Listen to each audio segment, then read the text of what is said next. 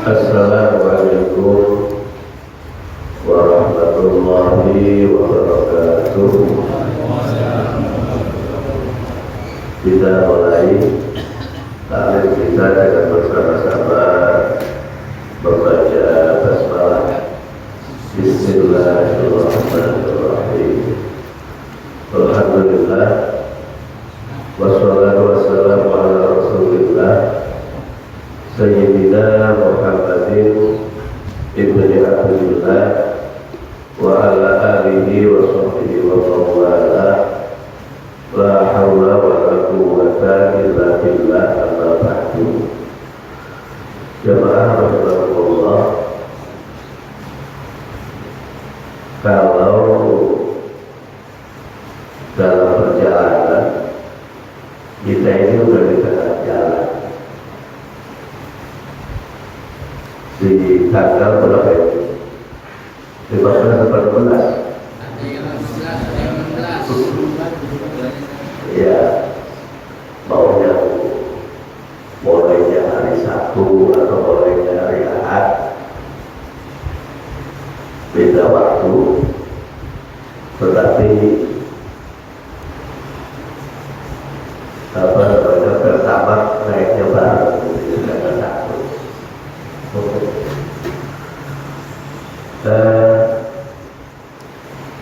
Target Ramadan kita sebagaimana ditetapkan oleh Allah Subhanahu wa Ta'ala adalah la'allakum tattaqun. Target Ramadan kita ini, puasa kita dan aktivitas-aktivitasnya adalah takwa. Ini yang dibicarakan oleh Allah. Tetapi pertanyaannya, apakah kita yang sudah dewasa ini mencanangkannya menjadi orang? Alhamdulillah kita masih ngantri ampunan Allah. Maksud saya, harga yang ditetapkan oleh Allah Subhanahu wa Ta'ala, upah yang akan diberikan kepada kita untuk melaksanakan perbuatan sunnah di bulan Ramadan, dibanderol harga tinggi oleh Allah, diupah sebagaimana melaksanakan perbuatan wajib di luar Ramadan. Luar biasa kan? Amalnya sama, tetapi harganya tinggi. Kalau manusia itu beda ya, tetap pada seperti itu harganya kita yang bayar, tapi ini amalnya tetap aja 2 rakaat sholat sunat diberi pahala oleh Allah sebagaimana melaksanakan perbuatan wajib. Terus bagaimana kalau kita melaksanakan sholat wajib di bulan Ramadan? Diupah oleh Allah sebagaimana melaksanakan 70 kali kewajiban di luar Ramadan. Keterangannya kan begitu.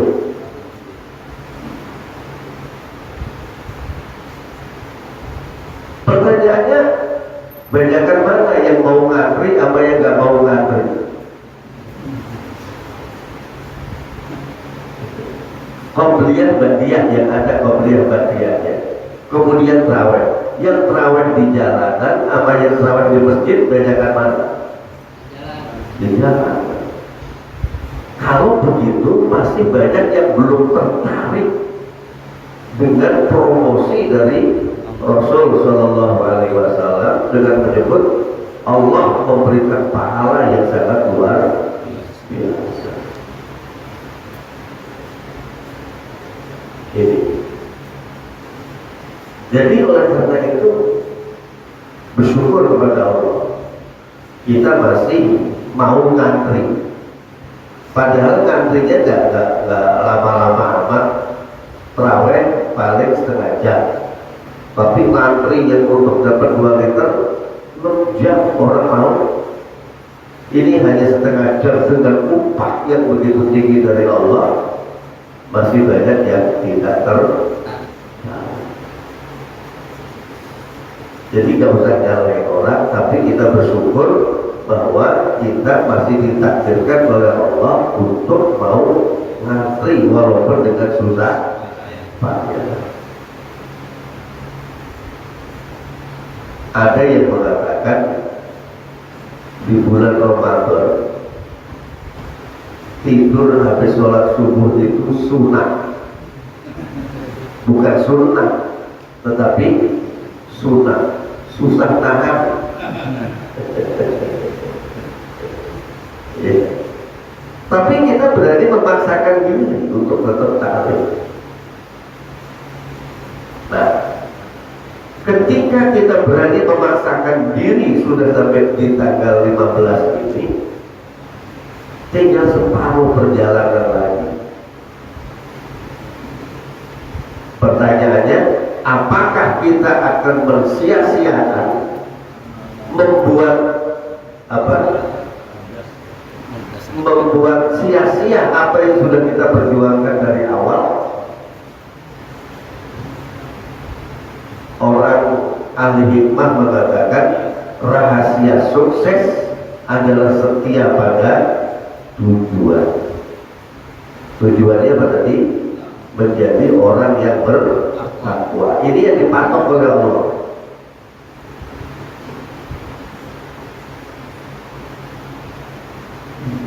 Siapapun kita, amal kita pasti selebor. Mau ustadznya kayak mau orang awamnya, pasti di bulan Ramadan ini amalnya banyak yang selebor. Cuma bagus di mulut. Itu harus begini. Faktanya terkadang tidak demikian. Belum sampai sebagus yang diucapkan. Allah tahu itu kok. Oleh karenanya, karena kasih sayang Allah Subhanahu wa Ta'ala, di ujung-ujung garis finish itu Allah memberikan door prize. Door prize itu namanya Lailatul Qadar. Bukan gitu. Itu apa? Bagi kita yang ingin sukses sampai di garis finish dan kita sadari amal kita lemah dari awal sampai mau penghujung, jangan sampai door prize ini nggak ada.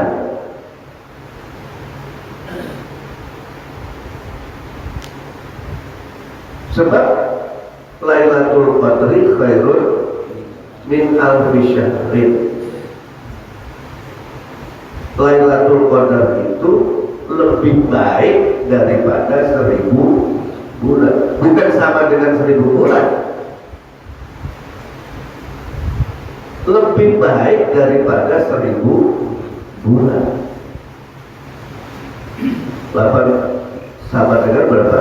83 tahun lewat 4 bulan. Umur siapa yang ada segitu? Artinya bagaimana? Ketika kita membaca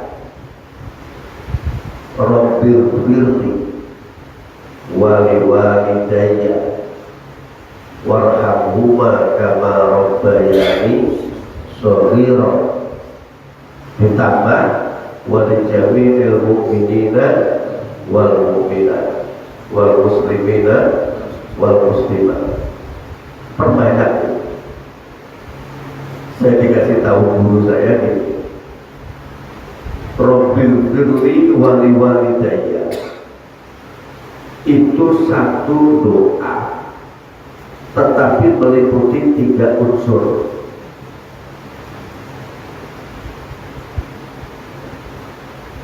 Pertama, kita minta ampun kepada Allah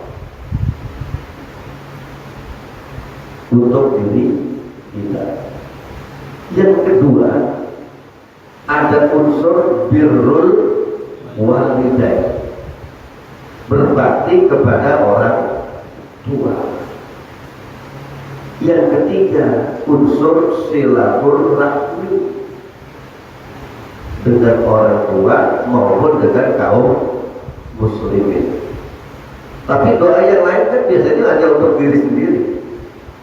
Ya Allah, berkailah saya umur saya, berkailah untuk saya dalam rezeki saya, berkailah untuk saya dalam anak keturunan saya. Cuma saya. Tetapi doa Rabbil Firli wali walidayya ini meliputi doa untuk diri kita sendiri, doa birrul walidain berbakti kepada orang tua, dan doa silaturahmi. Oke. Ketika kita baca doa yang doa-doa khusus, kalau dalam Lailatul Qadar doanya apa? Allahumma innaka afuwwun tuhibbul afwa fa'fu anni atau fa'fu anna, silakan. Kita minta ampun sekali di Lailatul Qadar dihitung oleh Allah sebagaimana orang yang minta ampun selama 83 tahun.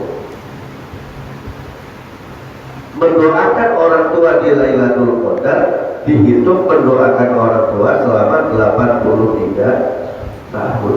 Masya Allah.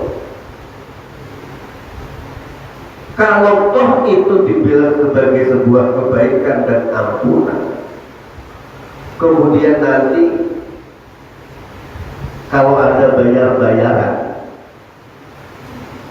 semoga kebaikan dalam Lailatul Qadar ditakdirkan oleh Allah mampu menebus dosa-dosa kita, dibarter, ya kan?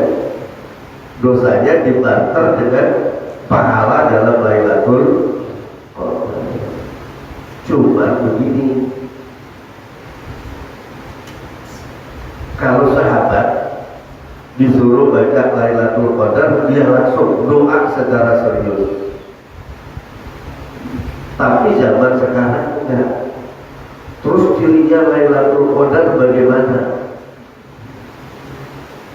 Mesti tanya ciri. Cirinya adalah 10 hari terakhir bulan Ramadan yang hitungannya ganjil. 21, 23, 25, 27, dan 29 Ramadan. Sehingga ada istilah, ini apa? 21, oh isi. Ini tanggal berapa? 22 Ramadan, kosong. 23, isi. 24, kosong. Nah kalau salah itu ya sekarang gimana? Pokoknya 10 hari terakhir penuhnya terus dengan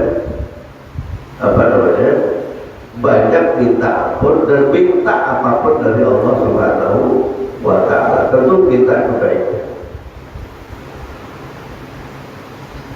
Terus cirinya apa lagi? Pada saat itu hening, gak ada jangkrik, merik, gak ada anjing menggonggong. Suara itu hening. Akhirnya apa? Kita celingak-celinguk ini Lailatul Qadar dia bilang, oh dia gak ada jangkrik yang merik, gak ada anjing yang menggonggong, dijadiin angin juga bertiup. Pas itu Lailatul Qadar, kita dicatat sebagai apa? Orang yang celingkukan selama 83 tahun, nggak dapat kebaikan apa-apa karena kita cuma celingak-celinguk nanti Lailatul Qadar. Padahal Rasul perintahkan udah minta maaf.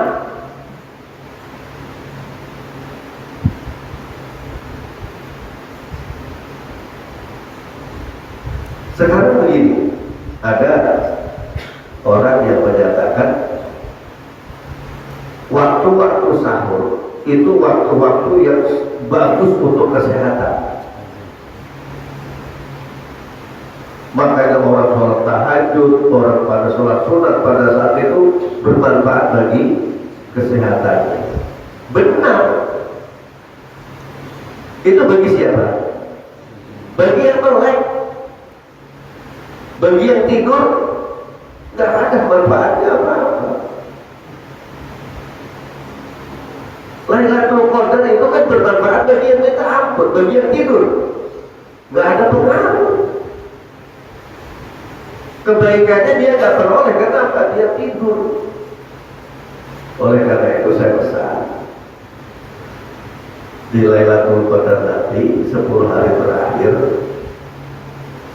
biasanya sahur jam berapa?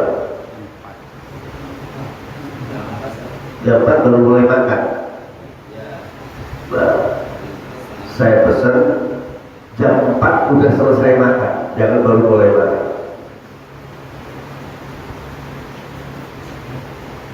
Kenapa? Katanya disuruh mengakhirkan. Ini ada program khusus. Lailatul Qadar itu turunnya kapan? Mulainya kapan? Gak ada yang tahu. Bisa jadi dari maghrib, bisa jadi dari jam 12 malam, bisa jadi jam 3 malam, bisa jadi 5 menit sebelum subuh. Allah nggak kasih tahu awalnya, tetapi Allah kasih tahu akhirnya, salamun hiya hatta matla'il fajar. Malam yang penuh dengan keberkahan dan semua doa itu dicatat oleh seluruh malaikat, kemudian dilaporkan kepada Allah, itu akhirnya fajar. Fajar itu akhirnya subuh. Nah, jadi kenapa saya sarankan begitu? Jam 4 udah selesai makan. Nanti yang 10 hari terakhir, setelah itu pojok bermunajat kepada Allah. HP, TV hilangkan, matiin pada saat itu. Paksa diri kita munajat kepada Allah setengah jam sebelum subuh. Kalau toh pada saat itu semua malaikat turun ke bumi, termasuk Jibril. Ini jawaban. Ada yang bertanya, malaikat Jibril tugasnya apa? Menyampaikan wahyu.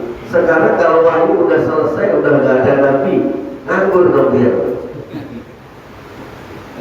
Pensiun. Ternyata ayat itu memberikan jawaban. Tugas pokoknya udah selesai. Sekarang tugas Jibril setelah wahyu turun, setahun sekali turun pada saat Lailatul Qadar.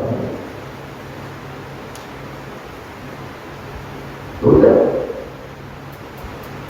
Kalau sampai jenderalnya udah turun, itu pertanda ada urusan yang sangat penting. Sampai jenderalnya malaikat aja udah turun. Nah, jadi untuk itu mumpung masih di tanggal 15, berarti kan 5 hari lagi persiapan untuk menyambut Lailatul Qadar dan bersiap untuk melepas kepergian Ramadan. Jangan sampai Ramadan ini kayak jalangkung. Banyak orang Indonesia yang menjadikan Ramadan kayak jalangkung. Datangnya nggak dijemput, pulang nggak diantar. Ya, tahu-tahu datang. Dan saya pesan, Allah Subhanahu wa Ta'ala, saya ingatkan diri saya sendiri dan kepada kita, Allah targetkan puasa itu sebulan penuh. Pada saat Ramadan ini, jangan sampai kita punya cita-cita untuk gak puasa. dengan dalil apapun. Godaan terbesar di bulan Ramadan sehingga tidak tercapai Lailatul Qadar itu adalah fitnah pulang kampung.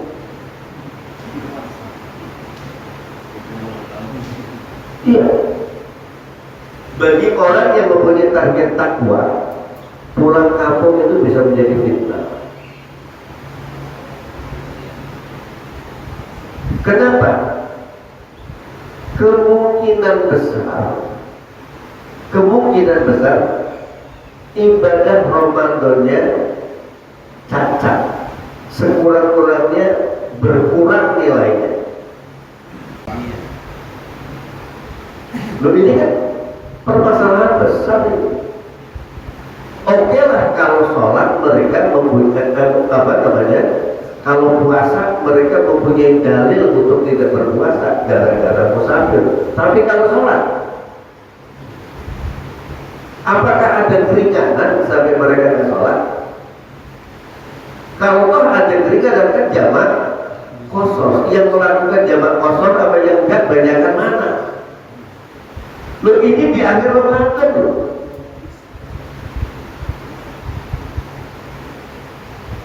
Ini di akhir Ramadan.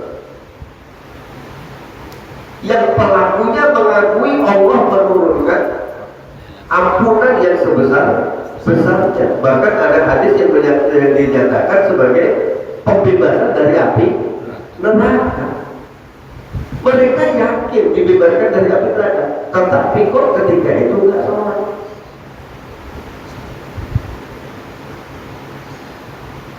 Dan itu dianggap sebagai sebuah ibadah. Meringat kita.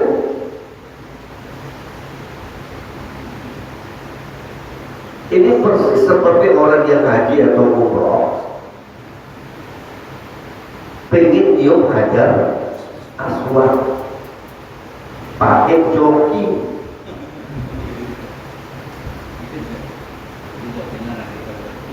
Ya terserah pakai joki. Yang mau nyium perempuan, jokinya laki-laki. Bagaimana untuk bisa sampai ke hajar aswad? Kan kekepin begini di depan Ka'bah.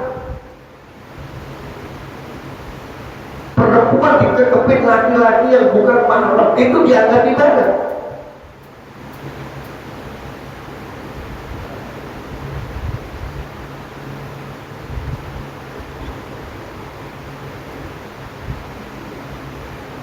Seperti kasus bulan kampung ini.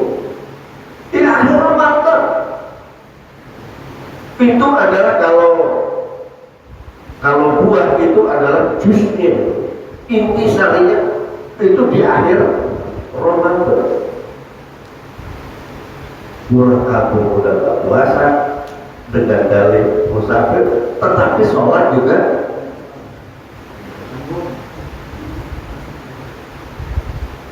Nah,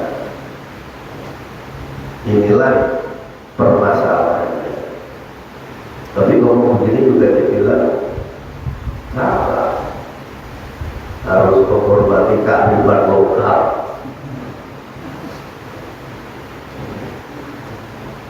Bagaimana bisa kearifan lokal?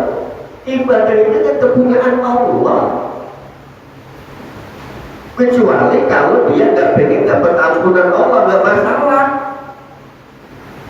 Tapi bagi yang pengen mendapat ampunan Allah dan mendapat keberkahan Ramadan, ini menjadi sebuah permasalahan.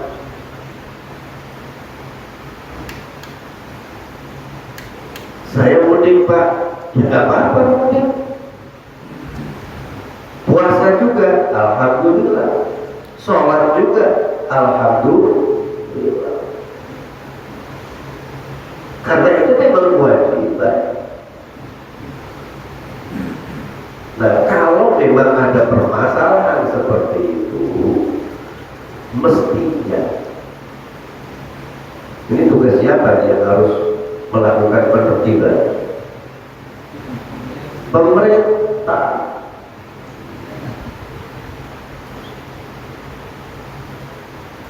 Saya kembali zaman dahulu saya ngomong begini. Pemerintah bisa melakukan penertiban. Sebab apa? Gagal mendapat ampunan Ramadan bahaya. Bahaya. Rasul Shallallahu Alaihi Wasallam dalam sabdanya, ini saya ambil sepotong aja. Wa rahima an furujulin dakhala alaihi Ramadan summan salaha falan yufar lahu. Dicocok hidup seseorang kayak sapi itu. Sapi dia apa? Dikau apa? Dikau hidungnya, dicocok pakai besi, terus diikat pakai apa? Tali.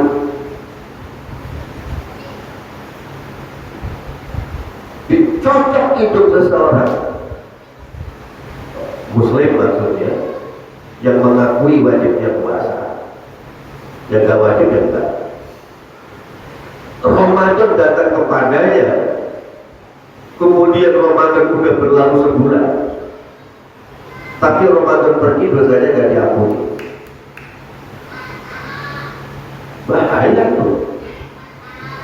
Sebab puasa, kata Rasul, puasa mengampuni dosa, tarawih mengampuni dosa, ibadah, berbagai macam ibadah ditingkatkan pahalanya, kok sampai tidak menyebabkan memperoleh ampunan.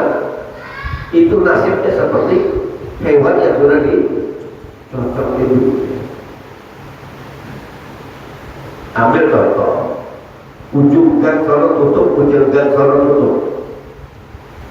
Gang satu, warakas 3 dan 1 ditutup, warakas dan 2, warakas dan 1 ditutup, warakas 2 dan 1 ditutup.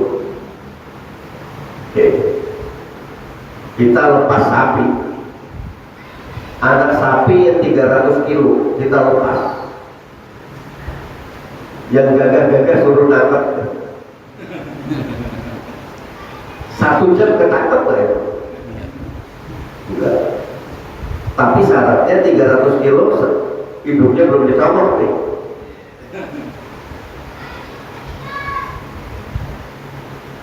Sapi nggak ketangkap tapi yakin yang apa? Yang mau nangkep udah ada babak belur. Mungkin ada yang seruduk, mungkin ada yang pedang, mungkin ada yang apa diburu keluar. Kenapa? Walaupun kecil tapi kuat. Kenapa? Ibaratnya dia mendapat ampunan sebab datangnya bulan Ramadan. Bandingkan dengan sapi yang 500 kilo. 500 kilo kan gede tuh, 5 ekor. Tapi apa namanya? Hidungnya sudah dicongok itu tadi. Nggak butuh orang banyak. Siapa? Ada siapa namanya ini? Dia itu. Siapa? Heltino. Heltino. Iya, Heltino. Heltino seorang diri mampu menundukkan 5 ekor sapi. Hebat kan? 500 kilo 5 ekor lagi. Kenapa? Dipegang talinya udah gak berbunyi, dibawa kemana-mana.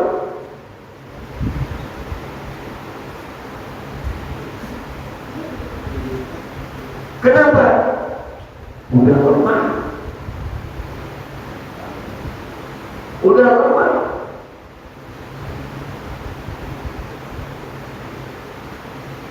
Makanya apakah melawan kartel minyak tanah aja kalah ini gara-gara gak dapat ampunan Ramadan, sampai kalah pemerintah, kalah sama pedagang, padahal tanah dikasih subsidi dikasih, masih kalah. Ada apa? Mestinya gagal. Wallahu a'lam. Tapi ini hanya sebuah isyarat dari Rasul Sallallahu Alaihi Wasallam. Jadi semoga mulai dari pemerintah yang paling tinggi sampai pemerintah yang paling rendah, dan masyarakat semuanya sepakat melakukan sebuah ibadah yang menyebabkan bangsa kita mendapat ampunan sebab Ramadan ini, tentunya dengan melaksanakan ibadah-ibadah yang ditentukan oleh agama kita. Sepakat ya? Ya udah, kalau begitu kita saling menjaga, saling menasehati diri kita, keluarga kita, semoga mendapat ampunan dengan Ramadan. Harus dipaksa, kalau nggak dipaksa susah. Iya. Apalagi yang sudah sepuh, ala-ala saya udah tua, udah lemes, tapi faktanya banyak yang masih kuat. Anak muda masih gagah, nggak kuat. Kenapa? Unsur dari dalamnya belum ditumbuhkan. Kenapa? Itu tadi target ketakwaan, target memperoleh ampunan Allah kurang kuat pada dirinya. Semoga kita dan keluarga kita dikuatkan iman kita oleh Allah Subhanahu wa Ta'ala, diberi pemahaman yang benar sehingga mau dan mampu untuk memaksakan diri dalam ibadah-ibadah kepada Allah Subhanahu wa Ta'ala, terutama ibadah yang wajib, sholatnya, puasanya, zakatnya, hajinya bagi yang